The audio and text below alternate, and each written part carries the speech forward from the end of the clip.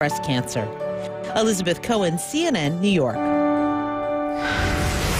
right, so we're about to talk to two women who took that very same test, that BART test. They are previvors, and they've never had cancer, but they have a predisposition to develop it. Well, a book out called Previvors is out this week, and it profiles 5 women, all previvors, and details the life-changing decisions that they have made. 2 of them right now. Joining me from Fort Lauderdale, Florida, Rory Clark. Good to see you. Thank you. Thank you for having me. And Suzanne Sister. Good to see you as well. How Did I say are that you? right? Sister.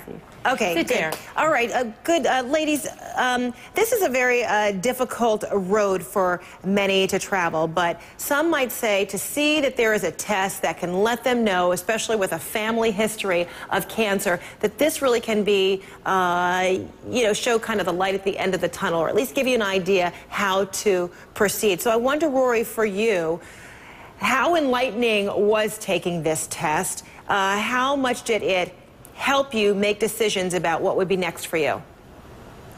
Well, it was everything for me. I watched my mother die a horrible death from ovarian cancer. And then shortly after that, I watched my sister battle ovarian cancer. And she also has the BRCA1 gene. And after she was tested and went through 8 rounds of chemotherapy, I knew that I had to get tested for the BRCA1 gene as well. And mine did come back positive.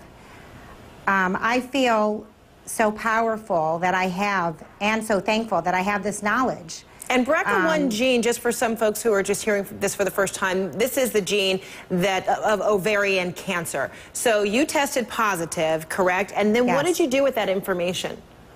Well, it's the ovarian cancer and breast cancer gene. What I did with that information, I started doing a lot of research and meeting with several doctors. And what they told me and what they recommended was that I went ahead and did a hysterectomy and a double mastectomy. And to be honest with you, I was completely floored. I was not expecting this, and I really was not ready to do something like that. And I did surveillance for a very long time until I knew that I had to have a hysterectomy.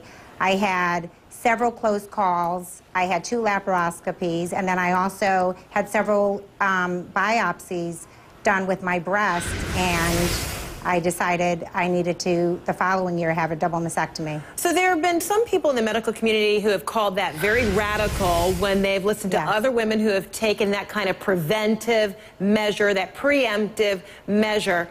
Now that you have done that, hysterectomy, mastectomy, do you feel a lot of relief? Do you feel like that is the direction that you needed to go in order to feel some kind of comfort or some reassurance about your future and cancer? Oh my God, absolutely. I have 3 children that I need to be here for. And the fear, the mental anguish that I would go through every 6 months of doing surveillance, not to mention the cost. I feel so free now, and I feel so lucky to be healthy and be alive after watching what my mother and my sister, thank God she's alive and well. But I feel so thankful and so less, worried. So, Suzanne, is that something that you can empathize with, that you relate to, that you feel like this kind of preventive measure really does give you some freedom? And is it the case that more women in particular are taking this route, or is this still what some medical experts call radical and maybe rare? Well, they could call whatever they want, but cancer is pretty bad. And if I could take steps to prevent myself from getting it, the information is empowering. I mean, the organization we both met through, FacingOurRisk.org, stands for Facing Our Risk of Cancer Empowered. We have power to change our futures. My mother never had that opportunity. She got breast cancer in the 60s, and they didn't even have chemotherapy then. But I had the BRCA test, I had my mastectomy, which I think is what scares a lot of people and why they think of it as so radical. But plastic surgery has come so far that I look better now than I did before my surgery. And I think if women know that, they would know there's nothing to be afraid of. But was there some trepidation on your part initially? I mean, did it take you a while to get to that point where you said, okay, my answer is yes, I am going to do this mastectomy right now as a preventive measure? Not even for a second. You didn't hesitate? Nope. It was run, don't walk. I couldn't get into that operating room fast enough because I was nearing the age of my mother's diagnosis. And even though statistically my odds were not very high of being BRCA positive due to my family history, I, on some very primitive level, knew that there was a problem. And so I was actually really pro-surgery. Not everyone is. It isn't for everybody. But I couldn't live with that anxiety anymore. I drove myself crazy every year, every mammogram, and just panic until the next year. Wow. Because I was that sure I was going to end up the way my mother ended up. So, Suzanne and Rory, your stories are in this book, Previvors. There are 3 other ladies, Lisa, Mady, and Amy, whose stories are documented in this as well. What do you want people to learn from this first-hand account of being a Previvor? Rory?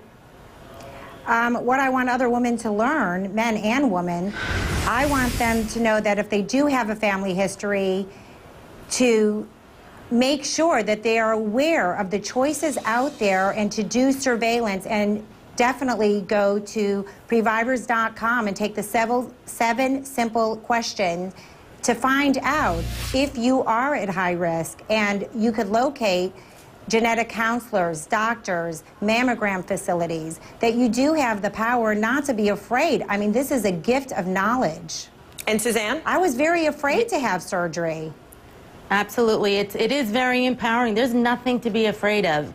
Cancer is far scarier than what we went through. And don't sit around and wait for somebody to tell you what to do. No one told me to get a BRCA test.